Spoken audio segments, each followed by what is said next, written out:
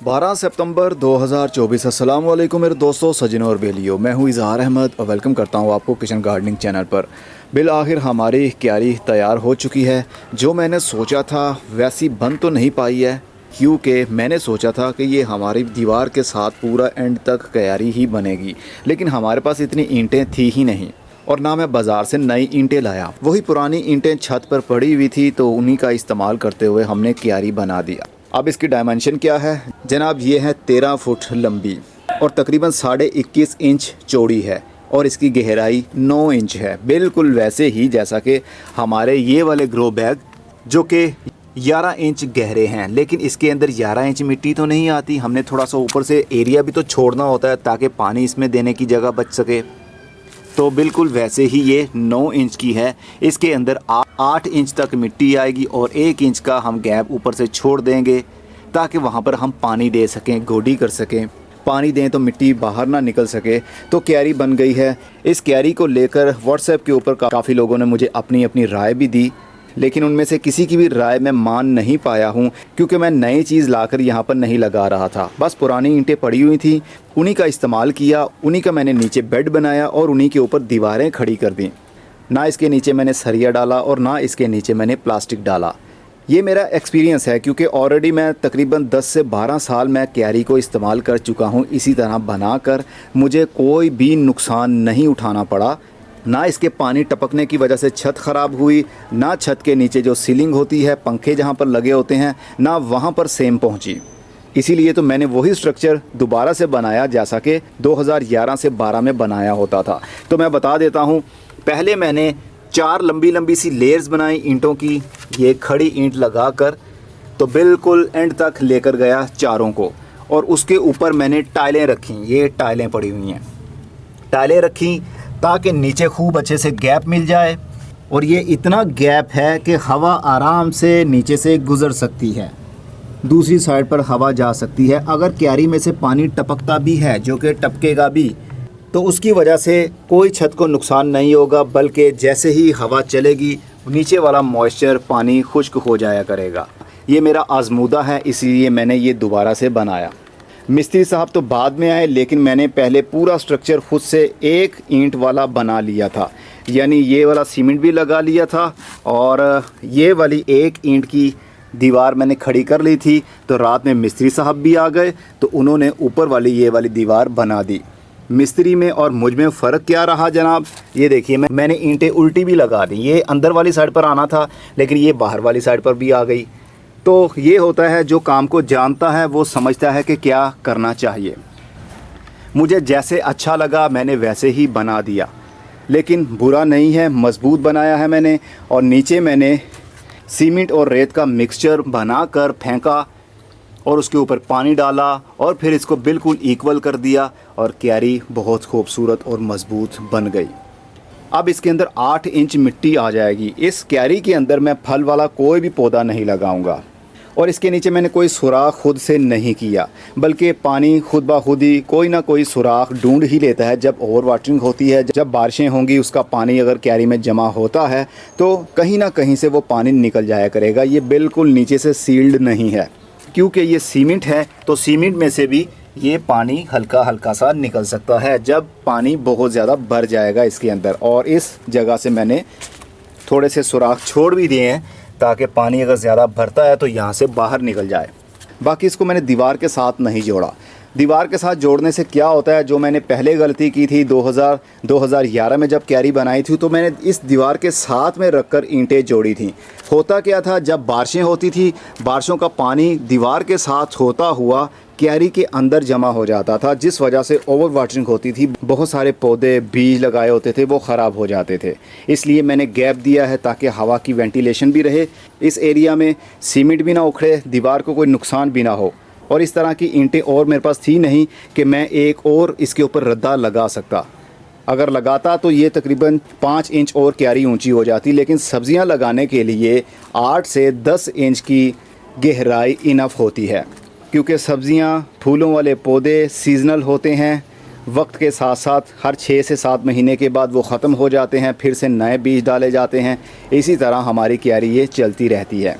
अगर फल देने वाले पौधे लगाने हों, जैसा कि शहतूत का पौधा, अंजीर का पौधा, लेमन प्लांट, तो वो टैब रूट्स बनती हैं, उनकी मोटे मोटे से तने बनेंगे। आने वाले टाइम में इनकी दीवारें फाड़ने लगेंगे, वो सीमेंट फाड़ देंगे, ईंटें अलग हो जाएंगी। लेकिन मैं वो गलती इस बार नहीं करूँगा। ये क्यारी सिर्फ़ और सिर्फ सब्ज़ियाँ लगाने के लिए ही बनी हैं। अब 13 फुट की क्यारी में, जो कि तकरीबन 21.5 इंच चौड़ी है और 9 इंच गहरी है, इसके अंदर मैं क्या क्या लगा पाऊँगा ये हमें वक्त बताएगा। लेकिन विंटर सीज़न की काफ़ी सारी चीज़ें इसके अंदर हम लगा सकते हैं, जैसा कि मूली, गाजर, लाल मूली, चुकंदर, शलजम और इस तरह की बहुत सारी चीज़ें। धनिया, पुदीना तो ये आम सी चीज़ है, लेकिन पुदीने को हमने कभी भी क्यारी में नहीं लगाना, नहीं तो उसकी इतनी रैपिडली ग्रोथ बढ़ती है कि पूरा मिट्टी का सरफेस वो कवर कर लेता है कुछ ही हफ्तों के अंदर अंदर, तो दूसरे पौधों की ग्रोथ रुकने लगती है। इसलिए पुदीने को हमेशा अलग लगाइएगा। धनिया लगा सकते हैं, पार्सले लगा सकते हैं, बाकी जितने भी हर्ब्स हैं वो भी लगा सकते हैं। और हाँ, जो लोग ऑर्डर कर रहे हैं व्हाट्सएप के ऊपर, काइंडली अगर आप व्हाट्सएप से हटकर वेबसाइट से ऑर्डर कर लें, आपका ऑर्डर भी जल्दी डिस्पैच हो जाएगा और आपको डिलीवर भी जल्दी ही हो जाएगा। व्हाट्सएप के ऊपर सब लोगों को अलग अलग बताना पड़ता है, इसलिए काफ़ी टाइम कंज्यूम हो जाता है। और मुझे एक आध मैसेज तो आना नहीं है, पता नहीं कहाँ कहाँ से, कौन कौन से शहर से मैसेजेस आ रहे होते हैं, और उन सभी को रिप्लाई देना, और वो भी टाइम पर, बहुत मुश्किल हो जाता है। इसीलिए तो वेबसाइट है कि वहाँ पर जाइए, प्राइस भी वहाँ पर मेंशन होती है, क्या चीज़ आप ख़रीद रहे हैं, उसका साइज़ क्या है, कौन सा बीज ख़रीद रहे हैं, उस पैकेट में कितने बीज हैं, कौन सी खाद ले रहे हैं, वो कितने केजी है, उसके डिलीवरी चार्जेस कितने बनते हैं, सब कुछ वेबसाइट से आसानी से आप खुद देख सकते हैं। अगर आपको वेबसाइट पर ऑर्डर करना नहीं आता तो मुझे जब व्हाट्सएप के ऊपर मैसेज करेंगे तो मैं आपको एक वीडियो लिंक शेयर कर दूंगा, जो कि वेबसाइट से ऑर्डर करने के बारे में होगा, कि आपने अपने मोबाइल से वेबसाइट को कैसे खोलना है और कैसे ऑर्डर करना है, ताकि आप आसानी से वहीं से ऑर्डर कर लें। बस आपने करना ये है, जब वेबसाइट पर ऑर्डर कर लिया, उसका स्क्रीनशॉट या फिर ऑर्डर नंबर मुझे इसी व्हाट्सएप के ऊपर सेंड कर देना है, ताकि मैं बैकएंड पर उस ऑर्डर को ट्रेस कर सकूं। बस उसके बाद आपका काम ख़त्म। जब आपके पास पार्सल रिसीव हो जाएगा, किसी बारे में आपने इन्फॉर्मेशन लेनी हो तो व्हाट्सएप के ऊपर मुझसे पूछ सकेंगे।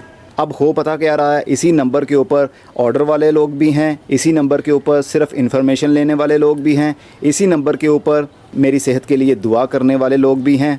तो सब कुछ ना मिक्स हो चुका है, इसलिए हर एक बंदे को टाइम देना मेरे लिए मुश्किल हो चुका है, और हर किसी को जवाब ना दूं ये मुझे अच्छा भी नहीं लगता, क्योंकि आप लोग इतने प्यार से मुझे मैसेज करते हैं और मैं आगे से आपको रिप्लाई ना करूं तो ये बहुत बुरी बात है। मुझे खुद अच्छा नहीं लगता ऐसा काम। बस देर से मिलता है रिप्लाई आपको, लेकिन देता ज़रूर हूं। बस मेरी ये छोटी सी रिक्वेस्ट है कि वेबसाइट पर जाएं, वहां पर ऑर्डर कर दीजिए, सबके लिए आसानी हो जाएगी। अब इसके अंदर मैं शाम को मिट्टी भरूँगा। ये है, सूख तो चुकी है, कल रात में ये बन चुकी थी।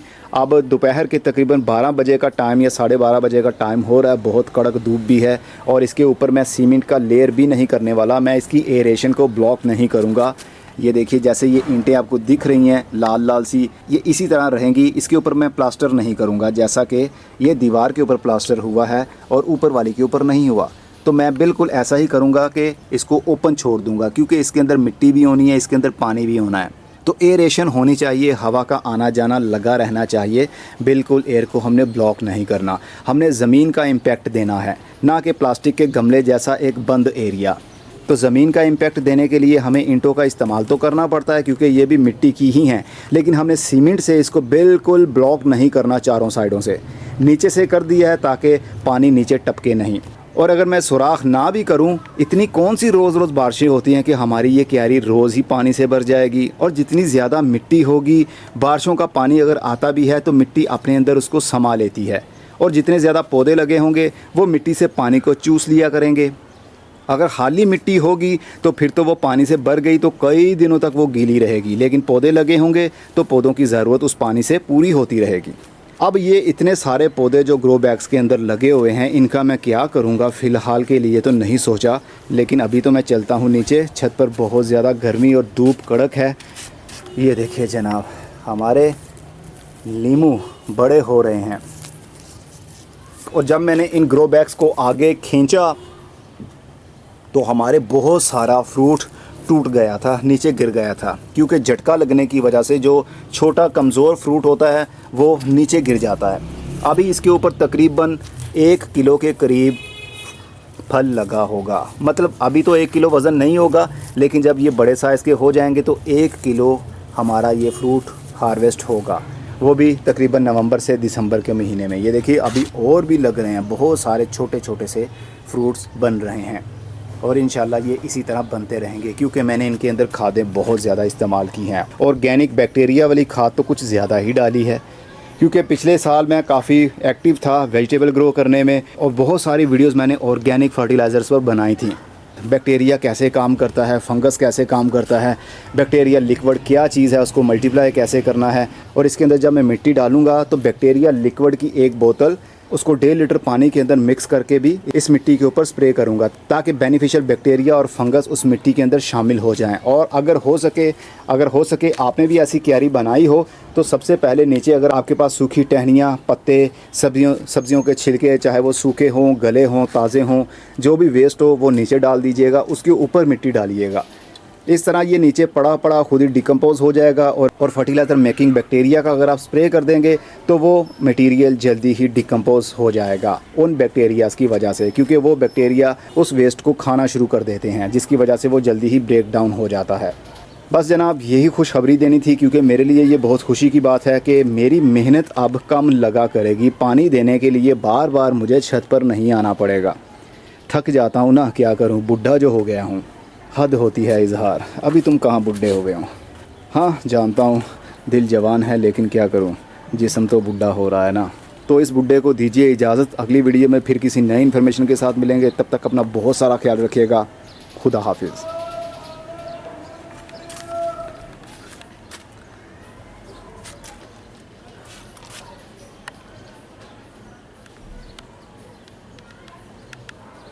थंबनेल।